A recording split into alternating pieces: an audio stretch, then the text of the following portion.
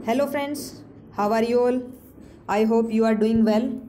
तो आज हम फिर से डिस्कस कर लेते हैं हमारा जो पीओ वाला टेस्ट है, SKPO1 AATKN। ठीक है, और जिसने भी टेस्ट को अटैम्प्ट नहीं किया है तो डिस्क्रिप्शन में इसका लिंक गिवन है, वहाँ से आप टेस्ट को डाउनलोड करके इसको अटैम्प्ट करो और उसके बाद आपको क्या करना है, एनालिसिस को देखना है। और सेकंड बात जो है वो ये है कि आपके लिए इस वीडियो में 2 क्वेश्चन है मेरे पास। तो फर्स्ट क्वेश्चन मैं आपसे अभी पूछती हूँ और सेकंड क्वेश्चन जो है वो आपको बाद में मिलेगा वीडियो के बीच में। फर्स्ट क्वेश्चन आपका ए रो डील, RAW रो डील, ये आपकी एक ईडियम होती है। आपको इसका मीनिंग जो है मुझे कमेंट बॉक्स में बताना है, क्योंकि देखो एग्जाम के अंदर आपका आजकल बैंकिंग के अंदर आपको 1-2 क्वेश्चन जो है वो ईडीएम के आपके पास आ जाते हैं, फ्रेजल वर्ब के भी आ जाते हैं और जो आपका ईडीएम होता है उनके भी आ जाते हैं। तो हमें 1-2 चीज़ें अलग जो है वो इसमें साथ साथ डिस्कस करते रहेंगे। तो आपको एरो डील का क्या बताना है, मीनिंग बताना है। हम इस वीडियो के अंदर डिस्कस करने वाले हैं जो हमारा क्लोज टेस्ट है, एरर भी है इसके अंदर और जो फिलर है उनको। ठीक है, तो सबसे पहले क्लोज टेस्ट जो है उसको डिस्कस कर लेते हैं। कह रहा है इन these days of economic liberalisation, कि हमारा जो क्लोज टेस्ट है वो छोटा सा है तो हम पूरे को पढ़ लेते हैं एक बार जल्दी से। In these days of economic liberalisation, globalisation etcetera, materialistic values have assume dash importance. कह रहा है कि इन दिनों में जब क्या हो रहा है, इकोनॉमिक लिबराइजेशन हो रही है। लिबराइजेशन का मतलब होता है उदारीकरण जब हो रहा है, सब चीज़ें फ्री हो रही हैं। तो ग्लोबलाइजेशन हो रहा है यानी कि हर जगह चीज़ें बढ़ रही हैं, जो चीज़ है वो पूरे के पूरे वर्ल्ड के अंदर फैल रही है। एक्सेट्रा जो चीज़ें हैं वो materialistic values have assume dash important. जो मेटलिस्टिक जो वैल्यूज है यानी कि मनी ओरिएंटेड जो है, मनी के ऊपर फोकस ज़्यादा है, वो एज्यूम की जाती है डैश इंपॉर्टेंस उसकी। Money, physical comfort and luxuries are the most sought after aspects. कह रहा है कि जो मनी है, फिजिकल कंफर्ट है या जो लग्जरी है, यानी कि मतलब कि हमारा जो कंफर्ट है, फिजिकल कंफर्ट है कि हमें मतलब बढ़िया चीज़ें चाहिए पहनने के लिए, खाने के लिए, रहने के लिए, या हम जहाँ काम कर रहे हैं वहाँ एक मतलब गाड़ी हमारे पास होनी चाहिए, अच्छा घर होना चाहिए। ये सब चीज़ें जो है वो क्या है, एक मेटलिस्टिक चीज़ें होती हैं। ठीक है, वो क्या है उसकी जो चीज़, ये जो सब चीज़ें हैं वो क्या है, मोस्ट साउट आफ्टर रिस्पेक्ट। ये सब चीज़ें सबसे ज़्यादा डिज़ायर की जाती है कि हमें ये चीज़ें तो मिलनी ही चाहिए। There have been unhealthy competition, कह रहा है there has been unhealthy competition. तो यहाँ पे क्या है, एक अनहेल्दी कंपटीशन है। Such competition dash induce stress, और ये ऐसा कंपटीशन है ना वो एक डैश करता है इंड्यूस स्ट्रेस को। ठीक है, तो देखो मतलब एक अनहेल्दी कंपटीशन है तो उससे क्या होगा, आपका कहीं ना कहीं जो स्ट्रेस है आपके ऊपर बढ़ेगी। तो कुछ ऐसा वर्ड आना चाहिए जिससे क्या हो, स्ट्रेस मतलब हमारे अंदर जनरेट होती हो वो स्ट्रेस, है ना। तो कह रहा है the stress leads to deterioration of healthy people. कह रहा है जो स्ट्रेस है उसके कारण क्या होता है, अगर जब बंदे को स्ट्रेस हो जाती है तो वो क्या हो जाता है, डिटोरिएशन हो जाता है उसका। डिटोरिएट का मतलब होता है कोई फेल हो जाना, यानी कि उसकी प्रोग्रेस जो है वो रुक जाती है। Of healthy health of the people, यानी कि जो लोगों की जो हेल्थ है वो क्या हो जाती है, ख़राब हो जाती है, क्योंकि स्ट्रेस जब लेते हैं तो उसका जो इम्पैक्ट है वो बुरा ही होता है किस पे, बॉडी के ऊपर। फिर कह रहे हैं Indian culture has dash its striking uniqueness. जो इंडियन कल्चर है उसकी एक स्ट्राइकिंग यूनिकनेस है। स्ट्राइकिंग का मतलब होता है कि जो अट्रैक्ट करने वाली है, जो नोटिशिएबल है, वो एक यूनिकनेस है। As against the western culture, किसके अगेंस्ट, जो वेस्टर्न कल्चर है उनके against. in the fact that there is a distinct place for spiritualism in the value system in all walks of life. कह रहा है कि और ये वास्तव में ये चीज़ ठीक है, क्या एक अलग प्लेस होता है किसके लिए, स्पिरिचुअलिज्म के लिए। In the value system in all walk of life, यानी कि हमारे जीवन के अंदर, हमारी लाइफ के अंदर जो स्पिरिचुअलिटी जो है ना उसका एक अलग ही महत्व होता है, यानी उसकी कहीं ना कहीं जो एक प्लेस जो है वो होता ही होता है ना। कि हमारी जो हम अपने अंतरात्मा की कितनी सुनते हैं, कितनी उस चीज़ को मानते हैं, उसके अंदर विश्वास करते हैं या नहीं करते। फिर कह रहा है the spiritualism is a very dash force which help us in maintaining our physical and mental health. कह रहा है कि जो स्पिरिचुअलिज्म है ना वो एक ऐसा फोर्स है जो हमें हेल्प करता है क्या करने में, हमारी जो फिजिकल और मेंटल हेल्थ जो है उसको मेंटेन करने में। ठीक है, यानी कि ये एक ऐसा स्ट्रॉन्ग फोर्स होगा, है ना, कहीं ना कहीं एक स्ट्रॉन्ग फोर्स की बात करो जिसके अंदर क्या, जिसके कारण क्या हो रहा है कि हम जो अपनी फिजिकल और मेंटल हेल्थ जो है उसको मेंटेन कर सकते हैं। It gives us strength to cope with the stress, और ये हमें स्ट्रेंथ देता है हमें स्ट्रेस से मैनेज करने के लिए। कोप विद का मतलब होता है मैनेज करना, और आपका एसएससी के अंदर जनरली ये एरर आता है, कोप विद के साथ में अप लगा देते हैं कोप अप विद, लेकिन कोप अप विद नहीं होता, कोप विद होता है। फिर कह रहा है westerns have now dash the importance of spirituality and therefore they have started imitating us in the matter of spirituality. कह रहा है जो वेस्टर्न है उन्होंने डैश कर लिया है जो स्पिरिचुअलिटी की जो इंपॉर्टेंस है उसको, और उन्होंने स्टार्ट करना शुरू कर दिया है इमिटेटिंग। इमिटेट का मतलब होता है नकल करना, as in the matter of spirituality, और स्पिरिचुअलिटी को हमारी जो स्पिरिचुअलिटी थी ना उसको उन्होंने क्या करना शुरू कर दिया, इमिटेट करना शुरू कर दिया, नकल करना शुरू कर दिया है। तो उनको क्या हुआ होगा, जो है उनकी स्पिरिचुअलिटी की जो इंपॉर्टेंस थी उन्होंने उसको रियलाइज़ किया होगा, है ना, उसको समझा होगा भी हाँ कहीं ना कहीं इसकी इंपॉर्टेंस तो है। देखो जो पैसेज था वो बिल्कुल आसान था, कुछ ऑप्शन तो हमें क्या है डायरेक्ट ही मिल रहे हैं कि ऐसा यूज़ होना चाहिए। तो हम इसको साथ में देखते हैं फिलर्स के। In this days of economic liberalisation, globalisation etcetera, materialistic values have assume dash importance. कैसी इंपॉर्टेंस है उनकी, यूजुअल, लिटल, टेंजिबल, लिस्ट या ग्रेटर। अब देखो यहाँ पे आगे जो है ना वो कह रहा है कि जो फिज़िकल कंफर्ट और लग्जरी थी ना वो सबसे ज़्यादा क्या है डिज़ायर करने वाली थी, तो उसकी इंपॉर्टेंस कम हुई होगी या ज़्यादा होगी, उसकी इंपॉर्टेंस क्या होगी, ज़्यादा होगी। तो कम वाला जो ऑप्शन है वो हम क्या कर देते हैं, कैंसिल कर देते हैं। लिटिल भी कैंसिल आपका, लिस्ट भी कैंसिल। यूजुअल जो होता है कि आमतौर पे जो है, और टेंजिबल का मतलब होता है कि जिसको हम टच कर सकते हैं, तो टच करने वाली कोई जो हमारी जो इम्पोर्टेंस है वो बात है ही नहीं, या फिर ग्रेटर इंपॉर्टेंस है। अब क्या है, यूजुअल तो आमतौर पे जो है वो है, या जो ठीक है आमतौर पे होती थी लेकिन अब उसकी जो वैल्यू है वो क्या है बढ़ चुकी है, यानी कि उसकी इंपॉर्टेंस जो है वो ज़्यादा हो चुकी है।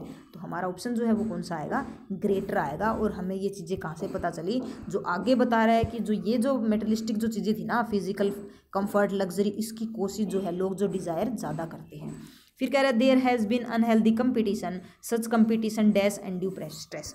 और ऐसा कंपटीशन क्या करता है, रिलीज़ करता है, छोड़ता है, या डिज़र्व करता है भाई उसको ये चीज़ डिज़र्व करनी चाहिए। जैसे हम कहते हैं ना कि ये जो अवार्ड है वो डिज़र्व करता है, उसने बहुत मेहनत की है, तो जो ये कंपटीशन डिज़र्व करता है, या जनरेट करता है कि मतलब कि और ज़्यादा पैदा करता है। डेमोन्स्ट्रेट्स का मतलब होता है दिखाना, डेमो सुना होगा आपने, क्लासेस के अंदर डेमो दिए जाते हैं कि थोड़ा बहुत आप उसको पहले देख सको, है ना, कैसी क्लासेस होती है, क्या क्या पढ़ाया जाता है, ठीक है। या फिर फोर्थ ऑप्शन है जो स्प्रेसिस होता है, स्प्रेस का मतलब होता है उसको क्या कर देना, फोर्सफुली एंड कर देना, ख़त्म कर देना। अब वो ख़त्म की भी कोई बात नहीं होगी, क्योंकि जो अनड्यू स्ट्रेस होगा ना, अनहेल्दी जो कंपटीशन होगा ना, वो क्या हमारे अंदर स्ट्रेस को जनरेट करेगा। हमारे अंदर जो स्ट्रेस है वो पनपने लग जाती है धीरे धीरे, भाई उसके पास गाड़ी है मेरे पास गाड़ी नहीं है, उसके पास अच्छा घर है मेरे पास घर नहीं है। ये होता है अनहेल्दी कंपटीशन। भाई लोग ना अपनी जो मेटेरियलिस्टिक वैल्यू है ना उनके पीछे भाग तो रहे हैं, लेकिन उनको अपनी खुद की भी कंडीशंस को देखना चाहिए, खुद की कंडीशन को देखना चाहिए। देखते हैं नहीं, लेकिन हम दूसरे को देख के ये करने लग जाते हैं कि उसके पास है मेरे पास नहीं है, जिसके कारण क्या होता है, एक अनहेल्दी कंपटीशन आता है। क्योंकि सब तो इक्वल नहीं है, सबके पास तो वो रिसोर्सेज नहीं है, सबके पास पैसा नहीं है कि वो अपनी जो लग्जरी चीज़ें हैं, वो लग्जरी लाइफ जो है उसको कंप्लीट कर पाएँ, है ना। तो उससे क्या होता है, स्ट्रेस होना शुरू हो जाता है, अभी उसके पास है मेरे पास नहीं है, तो वो जो स्ट्रेस है वो क्या होगी, जनरेट होगी। तो थर्ड ऑप्शन जो है वो हमारा राइट आंसर होगा। आगे है the stress leads to deterioration of health of the people, Indian culture has dash its striking uniqueness. कि जो इंडियन कल्चर है उसके अंदर क्या है, एक जो यूनिकनेस है, स्ट्राइकिंग यूनिकनेस है, उसको क्या किया है, मेंटेन किया है, कि बनाए रखा है, या फिर इलुस्ट्रेट किया है। इलुस्ट्रेट का मतलब होता है उसको क्या किया है, दिखाया है, उसको एक एग्जाम्पल की तरह उन्होंने सेट किया है। या फिर मैर्गेनाइज का मतलब होता है किसी को अपने से नीचे समझना, उसको इम्पोर्टेंस ज़्यादा ना देना, ठीक है। तो यहाँ पर इंडिया की जो चीज़ें थी ना उसको इम्पोर्टेंस कम नहीं दी गई है, उनको इम्पोर्टेंस ज़्यादा दी गई है, कि इंडिया के अंदर जो स्पिरिचुअलिटी है ना वो ज़्यादा इम्पोर्टेंट है, उसका महत्व जो ज़्यादा है। और तभी तो लास्ट में कह रहा है कि जो वेस्टर्न है ना उसने उसकी इंपॉर्टेंस को समझा और उनको इमिटेट करना शुरू कर दिया है। तो हमारा थर्ड ऑप्शन क्या हो जाएगा, कैंसिल हो जाएगा। बेस्टोड जो होता है, बेस्टोड का मतलब होता है किसी को देना, ग्रांट करना, ऑनर जो है, रिस्पेक्ट जो है वो किसी की क्या किया जाता है, बेस्टो किया जाता है। इसके साथ आपका जनरली ओन या अपॉन जो है वो प्रीपोजिशन यूज होगी, ठीक है। बेस्टोड का मतलब हो गया देना। तो यहाँ पर क्या है, जो इंडियन की जो यूनिकनेस है वो किसी को दी गई है क्या, दी भी नहीं गई है, तो ये भी कैंसिल हो जाता है। फोर्शे का मतलब होता है माफ़ कर देना, माफ़ की भी कोई बात नहीं है। हमारे पास ऑप्शन बचता है मेंटेन या फिर इलुस्ट्रेट। देखो अब जो यूनिकनेस है ना, जो यूनिकनेस थी किसकी, इंडियन कल्चर की, उसको स्ट्राइकिंग किया गया, यानी कि उनको जो उसको अट्रैक्ट किया गया है, अटेंशन दी गई है, तो उन्होंने उसको एग्जाम्पल की, यानी कि एक उसको डिफाइन किया है या उसको मेंटेन किया। मेंटेन जो है वो उसका मतलब होता कि हमने पहले उस चीज़ के बारे में बात कर रखी है और हमने उसके अंदर कोई चेंजेस नहीं लेके आए, लेकिन यहाँ पर कोई और बात नहीं कर रहा है, क्योंकि देखो वेस्टर्न की बात कर रहा है, वेस्टर्न कल्चर के अगेंस्ट बात कर रहा है, तो हमने दोनों को कंपेयर किया है। भाई उसकी बजाय जो वेस्टर्न है उनके बजाय हमारा जो इंडियन कल्चर है ना, वो एक एग्जाम्पल सेट करता है, ना कि मेंटेन करता है। तो यहाँ पर जो वेस्टर्न कल्चर जो आगे बात बता रहा है उसके अकॉर्डिंग आपका आंसर कौन सा आएगा, इलिस्ट्रेट आएगा, कि वो उस चीज़ को क्या करता है, डिफाइन, मतलब एक एग्जाम्पल की तरह दिखाता है इंडियन कल्चर वेस्टर्न कल्चर के अगेंस्ट। ठीक है, मेंटेन का मतलब तो ये हो जाता कि हमने उस चीज़ को मेंटेन करके रखा हुआ है, भाई हम कुछ भी चेंजेस नहीं करके आए हैं, और पहले हमने इंडियन कल्चर की यहाँ पर कोई बात की ही नहीं है। फिर कह रहा आगे कि in the fact that there is a distinct place for spiritualism in the value system in all walk of life, the spiritualism is a very dash force which help us in maintaining our physical and mental health. कह रहा है dormant, dormant का मतलब होता है not active. अब not active होगा वो स्ट्रॉन्ग हेल्दी कैसे रखेगा। डेडिकेटेड, डेडिकेट का मतलब होता है जब हम किसी को एक पर्टिकुलर को क्या करते हैं, वो चीज़ डेडिकेट, जैसे सॉन्ग्स डेडिकेट होते हैं, ठीक है, तो यहाँ फोर्स जो है वो डेडिकेट नहीं होगा। ठीक है, कॉमन हो गया बिल्कुल आमतौर पर जो होता है। वाइटल का मतलब होता है इंपॉर्टेंट, और डायनेमिक का मतलब होता है जो एनर्जेटिक हो, जिसके अंदर लोड्स ऑफ आइडिया, अलग अलग चीज़ें हों उसके अंदर। ठीक है, वो अब देखो यहाँ पे वाइटल और डायनेमिक में क्या है भाई, देखो जो फोर्स है वो एनर्जेटिक फोर्स भी तो हो सकता है, तभी तो क्या है, क्योंकि आगे भी कह रहा है कि वो क्या है, स्ट्रेंथ देता है ना। हमने आगे देखा था ना कहीं पे कि वो क्या करता है, स्ट्रेंथ देता है, क्या करने के लिए, जो हमारा स्ट्रेस है उसको कोप विद करने के लिए, मैनेज करने के लिए। लेकिन जब आपकी फोर्स की बात आती है तो आपका हमेशा वाइटल फोर्स यूज़ होता है। क्या यूज़ होता है, वाइटल फोर्स यूज़ होता है, कि एक इम्पोर्टेंट फोर्स होता है जो हेल्प करता है हमें क्या करने में, हमारी फिजिकल और मेंटल हेल्थ को मेंटेन करने में। ठीक है, तो इसलिए हमारा थर्ड ऑप्शन जो है वो हमारा क्या होगा, राइट आंसर होगा, कि वाइटल फोर्स यूज़ होता है आपका। फिर कह रहा है it gives us strength to cope with the stress. Westerns have now dash the importance of spirituality and therefore they have started imitating us in the matter of spirituality. उन्होंने जो western है उन्होंने हमारी जो चीज़ें हैं उनको क्या कर लिया है, इन्फॉर्म कर दिया है। इन्फॉर्म का मतलब किसी को बता देना, नरेट किया है, एक्सप्लेन किया है, इंटेंसिफाई उसको और ज़्यादा सीरियस बना दिया है, या रियलाइज्ड किया है, उसको समझ लिया है, या इन्वेंट किया। इन्वेंट का मतलब होता है बनाना। देखो ऑप्शन ही हमारे पास क्या है, एक उस चीज़ को उन्होंने क्या कर लिया, रियलाइज़ कर लिया है, तभी वो क्या कर रहे हैं, हमारी जो स्पिरिचुअलिटी जो है उसको इमिटिएट कर रहे हैं, उसकी नकल कर रहे हैं। तो फोर्थ ऑप्शन जो है वो हमारा राइट आंसर होगा।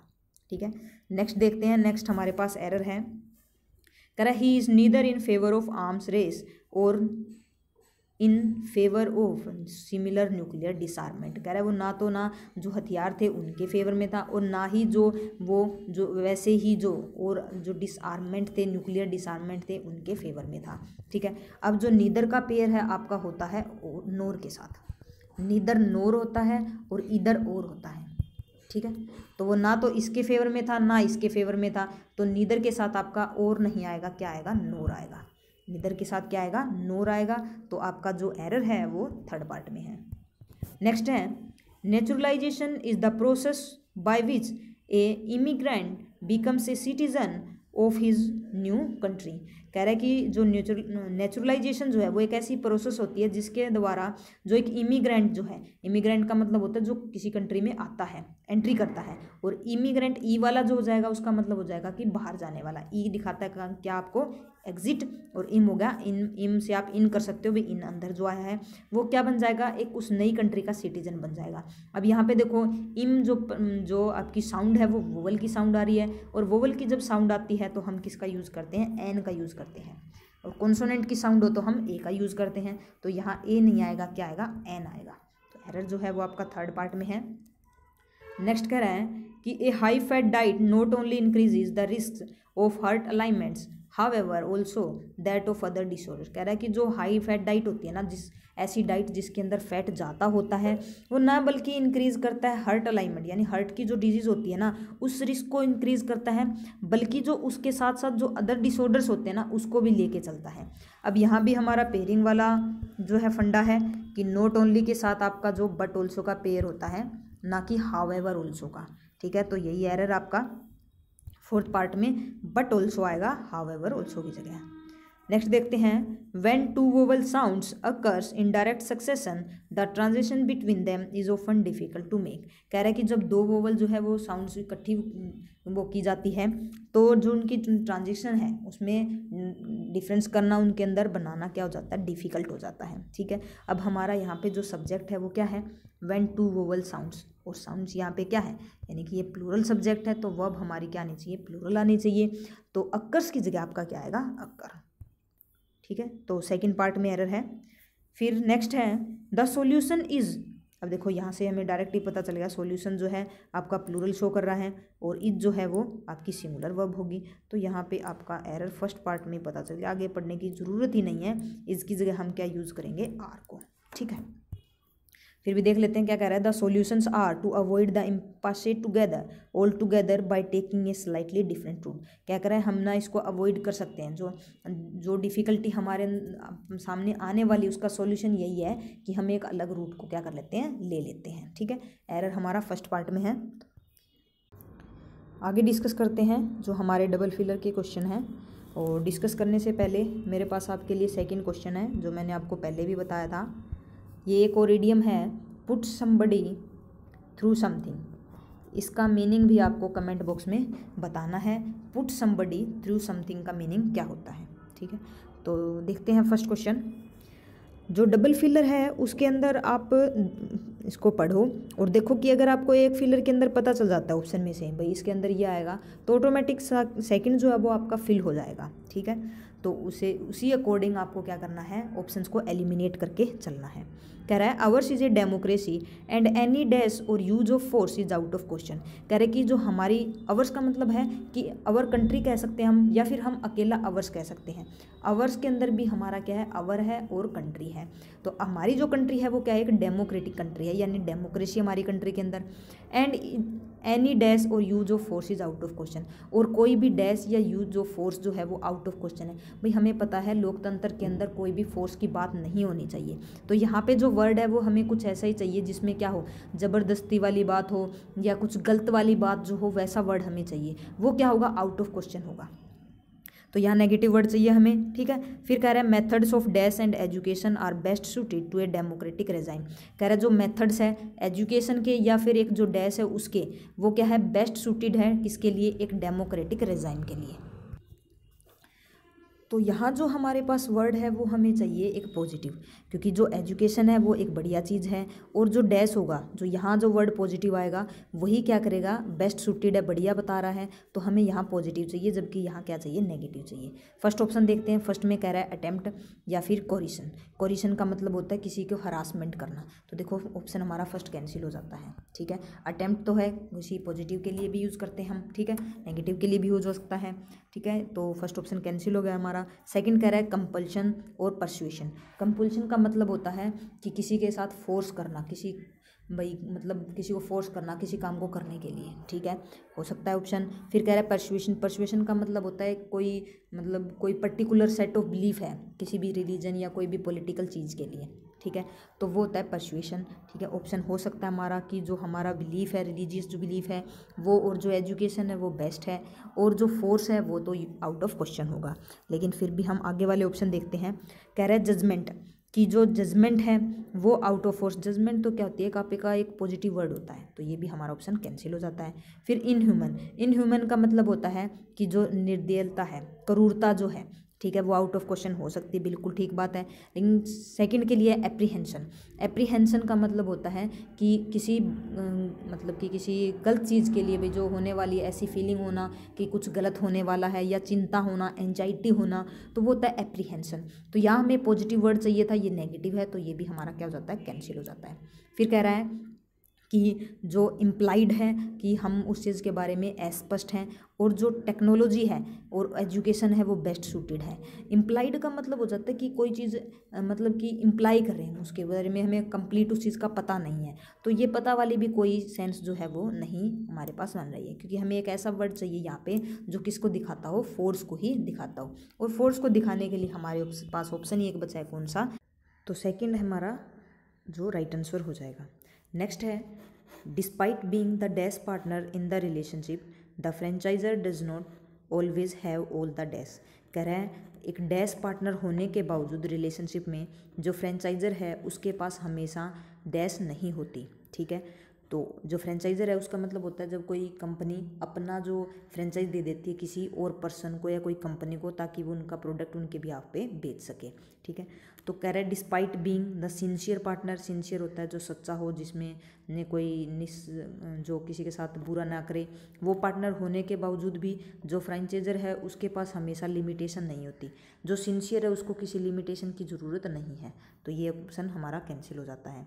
सेकंड है वल्नरेबल। वल्नरेबल का मतलब होता है जो बहुत ज़्यादा वीक हो, जिसको जल्दी से नुकसान पहुंचाया जा सकता है। ऐसा पार्टनर होने के बावजूद भी जो फ्रेंचाइजर है उसके पास हमेशा पावर नहीं होती। जो वीक है उसको वैसे भी पावर उसको नहीं मिलती, क्योंकि अगर जो मतलब कोई भी पार्टनरशिप है उसमें किसी का कोई वीक है तो उसको पावर जो नहीं दी जाती जनरली, है ना, तो ये ऑप्शन भी हमारा कैंसिल हो जाता है।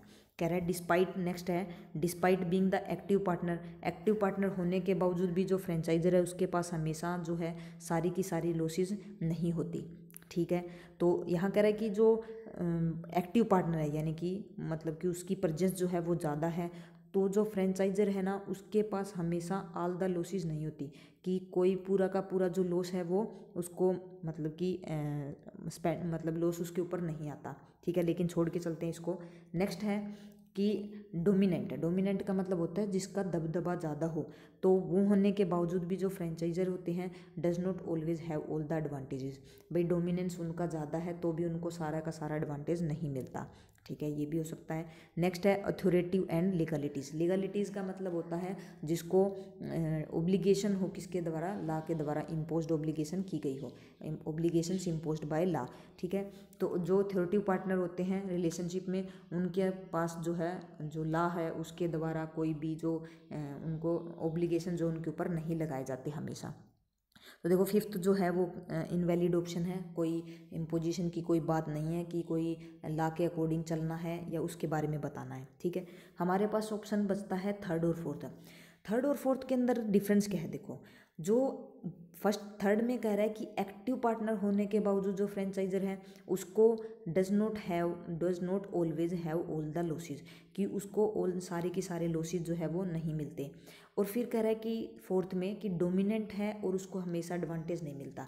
जब फ्रेंचाइजर होती है ना तो उसमें क्या होता है कि पार्टनर होते हैं, यानी कि जिस कंपनी का लिया है तो उसके अंदर जो मतलब जिसकी पावर ज़्यादा है तो ज़रूरी नहीं है कि उसी को हमेशा एडवांटेज ज़्यादा मिले। ठीक है, क्योंकि उसके अंदर उनका कुछ परसेंटेज जो है वो किया होता है, तो उसमें ये नहीं होता कि भाई जिसने 50% ले लिया है उसकी एडवांटेज उसको ज़्यादा दी जाएगी या दूसरे को कम दी जाएगी, ऐसा नहीं होता। तो ज़रूरी नहीं है कि जो डोमिनेंट हो उसको एडवांटेज हमेशा ज़्यादा मिले। ठीक है, तो हमें यहाँ पे थर्ड और फोर्थ में यही डिफरेंस है, क्योंकि जो फ्रेंचाइजर होते हैं उसके अंदर हम किसी एक का दबदबा नहीं दिखा सकते। ठीक है, तो जो फोर्थ ऑप्शन है वो हमारा राइट आंसर होगा। एक्टिव वाला इसलिए नहीं होगा कि एक्टिव पार्टनर है, ठीक है, एक्टिव तो सभी होंगे ना, ऐसा तो है नहीं भी दूसरा एक्टिव नहीं होगा। अब किसी ने फ्रेंचाइजर ले ली है तो वो अपना कंपनी तो चलाएगा ना, उसके अंदर एक्टिव तो होगा, तो इसलिए जो थर्ड ऑप्शन है वो हमारा कैंसिल हो जाता है। और कह रहा है कि डोमिनेंट होने के बावजूद भी उसका दबदबा ज़्यादा, उसकी परसेंटेज ज़्यादा होगी पार्टनरशिप में, फिर भी हमेशा उसको सारा का सारा जो एडवांटेज है वो उसको नहीं मिलता। ठीक है, तो इसलिए फोर्थ ऑप्शन जो है वो हमारा राइट आंसर होगा। नेक्स्ट है Indians dash over the past half century since independence has been unique and dash in many way. कह रहे हैं इंडियाज़ डैश, इंडिया की जो डैश है वो पास्ट हाफ सेंचुरी से इंडिपेंडेंस से लेकर हैव बीन यूनिक, एक यूनिक रही है, and dash in many ways. अब हमें यहाँ पे दोनों इसी जैसा वर्ड चाहिए, यानी पॉजिटिव जैसा, यूनिक है, एक अलग डिफरेंट स्टाइल का है। ठीक है, तो इंडिया की थिंकिंग हमेशा किसकी होती है, पर्सन की होती है, ये कंट्री है तो इसकी थिंकिंग नहीं होगी। ठीक है, फिर कह रहा है डेवलपमेंट, जो इंडिया की डेवलपमेंट है, ठीक है, हो सकता है, और उसकी यूनिक और कमेंडेबल का मतलब होता है प्रशंसीय है, जिसकी प्रशंसा की जा सकती है। यूनिक आपका एक एडजेक्टिव है और कमेंडेबल भी आपका एक एडजेक्टिव होता है, ऑप्शन हो सकता है। फिर कह रहा है इंडियाज़ विक्ट्री, इंडिया की जो विक्ट्री है पिछले कुछ मतलब हाफ सेंचुरी से, किस चीज़ की विक्ट्री, यहाँ पे किसी चीज़ की विक्ट्री की बात नहीं कर रहा है भाई, किसी के साथ लड़ाई हुई है या कोई गेम की बात चल रही हो वो भी नहीं है। ठीक है, फिर कह रहा है क्रैश का मतलब तो हो जाता है फेल हो जाना या फिर एक्सीडेंट हो जाना, ठीक है, तो वो भी यूनिक, जो फिर यूनिक कैसे होगा, जो एक्सीडेंट है वो यूनिक थोड़ी होगा। फिर कह रहा है रिग्रेस, रिग्रेस का मतलब होता है कि और ख़राब स्टेट के अंदर आ जाना, तो ये भी हमारा आंसर नहीं होगा। तो अगर हम जो यूनिक है वो, तो वो क्या होगी, डेवलपमेंट जो होगी वही क्या है, इंडिपेंडेंस। सिंस इंडिपेंडेंस से हम जो क्या कर रहे हैं, डेवलपमेंट कर रहे हैं, वो एक यूनिक है और उसको प्रशंसा की जा सकती है, उसकी प्रशंसा की जा सकती है इन मैनी वेज, अलग अलग तरीकों में। ठीक है, तो सेकंड ऑप्शन आपका राइट आंसर होगा। आसान ही क्वेश्चन था ये तो। फिर कह रहा है next, the so called civilized human race has dash and ill treated small and large animals in an attempt to prove his dash. कह रहा है कि जो सो कॉल्ड ह्यूमन रेस है, भाई जो खुद को कहते हैं कि भाई हम सिविलाइज्ड ह्यूमन हैं, वो क्या करते हैं, dash and ill treated small and large animals. जो स्मॉल और जो लार्ज एनिमल होते हैं ना, उनको इल ट्रीट करते हैं, यानी बुरे तरीके से उनके साथ व्यवहार करते हैं। अब देखो, इल ट्रीट करते हैं, एंड से कनेक्ट है, ये नेगेटिव है, तो हमें यहाँ भी एक ऐसा वर्ड चाहिए जो गलत मतलब नेगेटिव दिखाता हो। फिर कह रहा है in an attempt to prove his dash, एक कैसे अटेम्प्ट में, अपनी डैश को प्रूव करने के लिए। ठीक है, तो ह्यूमन सिविलाइज्ड है तो अपनी क्या प्रूव करेगा, अपनी मतलब कि मतलब जीनियस जो है कि मैं जीनियस हूँ उसको प्रूव करेगा, या अपनी पावर जो है उसको प्रूव करेगा, क्योंकि वो स्मॉल और लार्ज एनिमल पे अपनी क्या दिखाता है, डोमिनेंस दिखाता है कि मैं सबसे ऊपर हूँ। ऑप्शन देख लेते हैं। फर्स्ट है एब्यूज्ड। एब्यूज्ड का मतलब होता है कि किसी को गलत बोलना, रूड बोलना, है ना, गाली गलौज बोलना, ऐसा होता है। अगर किसी के बिहेवियर की बात करें तो वो बिहेवियर क्या हो जाता है, क्रूल बिहेवियर हो जाता है, बुरा व्यवहार जो होता है। ठीक है, तो ये एक नेगेटिव वर्ड है, हो सकता है। और फिर सेकंड के लिए देखते हैं कि अपनी सुपरमेसी जो है उसको क्या करता है, प्रूव करता है कि मैं ही सबसे ऊपर हूँ, हो सकता है, लेकिन छोड़ के चलते हैं। फिर कह रहा है मिसयूज, उनका क्या करता है, मिसयूज़ करता है, या फिर उनको क्या करता और इल ट्रीट करता है। तो उनको इल ट्रीट करता है, तो मिसयूज और इल ट्रीट में दोनों में वही सेम आ जाएगा वर्ड, है ना। और अपनी प्रूव करता अपनी पावर, पावर तो ठीक है, लेकिन मिसयूज जो है वो यहाँ पे आपका आंसर नहीं हो सकता, क्योंकि उनका किस चीज़ में ये मिसयूज़ करता है, सिविलाइज्ड है उनको इल ट्रीट करता है, और उनका जो बिहेवियर है ना उनकी तरफ वो क्या है, एक गलत है। अपनी जो सुप्रीमेसी है उसको दिखाएगा, प्रूव करेगा, या अपनी पावर को करेगा। पावर तो है ही नहीं उसके पास, ये तो है नहीं भाई उसके पास कुछ पावर है। अपनी सुप्रीमेसी दिखाता है कि मैं सुप्रीम हूँ उनसे, किनसे, एनिमल से, वो दिखाता है, ना कि अपनी पावर दिखाता है। ठीक है, तो सेकंड ऑप्शन कैंसिल हो गया। फिर कह रहा है क्रूल्टी। क्रूल्टी का मतलब हो जाता है कि बहुत ज़्यादा निर्दयता है। लेकिन एल्टुरिज्म, एल्टुरिज्म का मतलब होता है, एक पॉजिटिव वर्ड है कि मतलब कोई किसी के लिए क्या है, अच्छा काम करता है। लेकिन क्या वो प्रूव करता है अपना अटेम्प्ट, जो वो प्रूव करता है कि मतलब कि मैं अच्छा काम करता हूँ, उसको प्रूव करता है, नहीं, बिल्कुल ये भी नहीं होगा, ये भी कैंसिल हो जाता है। एडवोकेट होता है किसी की सहायता करना, पॉजिटिव वर्ड, ये कैंसिल हो जाता है। और बीटन, क्या बीटन का मतलब होता है किसी को पीटना। और जेनरोसिटी का मतलब होता है अपनी काइंडनेस को शो करता है, पीट के काइंडनेस को शो करता है, क्या पीटता भी और फिर काइंडनेस दिखाता है, नहीं भाई ये भी ऑप्शन कैंसिल हो जाता है। हमारे पास ऑप्शन ही कौन सा है, फर्स्ट, कि वो उसके साथ बुरा बिहेव करता है। उसका जो बिहेवियर है ना स्मॉल और जो लार्ज एनिमल है उनके लिए बहुत बुरा है, और उनको ट्रीट जो है वो भी एक बुरे तरीके से करता है, और अपनी क्या दिखाता है, सुपरमेसी दिखाता है, भाई मैं आपसे सुपर हूँ, आपसे जो मेरे पास जो सुपरमेसी है वो आपसे ज़्यादा है। ठीक है, फिर जो नेक्स्ट है, डिस्पाइट डैश नॉलेजेबल ही रिमेंड डैश ऑल थ्रू। कह रहा है कि नॉलेजेबल के बावजूद भी वो हमेशा क्या रहा, डैश थ्रू। ठीक है, अब देखो हमने जो ऊपर क्वेश्चन किया था वैसा ही क्वेश्चन है ये, और आप ये भी कर सकते हैं। देखो उसमें डिस्पाइट बीइंग था, जो 22 क्वेश्चन था उसमें डिस्पाइट बीइंग था, है ना, तो आप यहाँ से देख के भी डायरेक्ट इसको लगा सकते थे ऑप्शन, है ना। और हमारे पास ऑप्शन है भी फिफ्थ ऑप्शन में डिस्पाइट बीइंग, है ना। तो और जो डिस्पाइट के साथ आपका ऑफ यूज़ नहीं होता, इंस्पाइट ऑफ होता है, लेकिन डिस्पाइट खाली यूज़ होगा। अब यहाँ पर ओइंग भी नहीं होगा, ठीक है, और हैविंग या बीइंग हो सकता है। ओइंग का मतलब होता है कि किसी चीज़ की मतलब होना, पोजेशन होना, कि ओइंग टू दिस, इसके बावजूद, है ना। तो डिस्पाइट, हैविंग या फिर बीइंग। अब हैविंग जो है वो आपका एक पोजेशन दिखाता है, हैविंग डन दिस, काम को मतलब कंटिन्यूटी जो होती है उसको दिखाता है, भाई ये करने के बाद, having done it, he went to market, है ना, ये करने के बाद वो मार्केट चला गया। और बीइंग जो है वो आपका क्या दिखाता है, एक स्टेट दिखाता है। Being a knowledgeable person, being a student, he done all his work, है ना। तो बीइंग जो आपकी एक स्टेट दिखाता है और हैविंग जो है वो आपका एक पोजीशन दिखाता है। तो यहाँ पे आपका क्या आएगा, बीइंग आएगा। बीइंग क्यों आएगा, क्योंकि अगर हम हैविंग लगाते तो हैविंग नॉलेज होता, डिस्पाइट हैविंग नॉलेज, भाई उसके पास नॉलेज होने के बावजूद, भाई उसके पास पोजीशन होती। फिर यहाँ पे कहना चाहता है क्या हमारा, नॉलेजेबल, तो कि उसके पास नॉलेज होने के बावजूद भी वो हमेशा क्या रहा, डैश ऑल थ्रो। अब सेकंड ऑप्शन के लिए इग्नोरेंट ऑफ, तो हमारा सेकंड तो कैंसिल ही हो जाता है। इग्नोरेंट जो है उसका मतलब होता है कि उसको मतलब ज़्यादा उसने नॉलेज जो है वो गेन नहीं की, उसने प्रसिद्धि नहीं मिली, कुछ अच्छा काम नहीं किया, ठीक है। फिर थ्रू तो कुछ है ही नहीं। एनरिच का मतलब होता है एनरिच, उसने कुछ ज़्यादा वो नहीं किया। और हैविंग तो हमारा वैसे भी ऑप्शन नहीं आएगा। फिर कह रहा है पुअर, कि वो पुअर रह गया। कह रहा है कि उसके पास नॉलेज थी, नॉलेज होने के बावजूद भी वो हमेशा गरीब ही रहा, यानी कि उसने कुछ ज़्यादा सक्सेस अचीव नहीं की। भाई नॉलेज तो थी लेकिन फिर भी उसने कोई भी बढ़िया काम नहीं किया, ठीक है। तो हमारा जो आंसर है वो कौन सा होगा, फिफ्थ होगा। तो आई होप कि आपको हैविंग और बीइंग में डिफरेंस जो है वो क्लियर हो गया होगा। तो यहाँ पर सिर्फ मेन जो डिफरेंस था वो यही देखना था, हैविंग और बीइंग में क्या डिफरेंस है।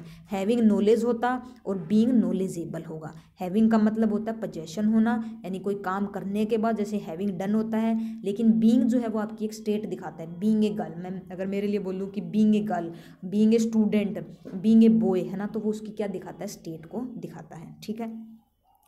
तो इसके अंदर हमने जो फिलर, क्लोज टेस्ट और एरर को डिस्कस किया था। आई होप कि आपको चीज़ें समझ में आई होगी। तो थैंक यू फ्रेंड्स।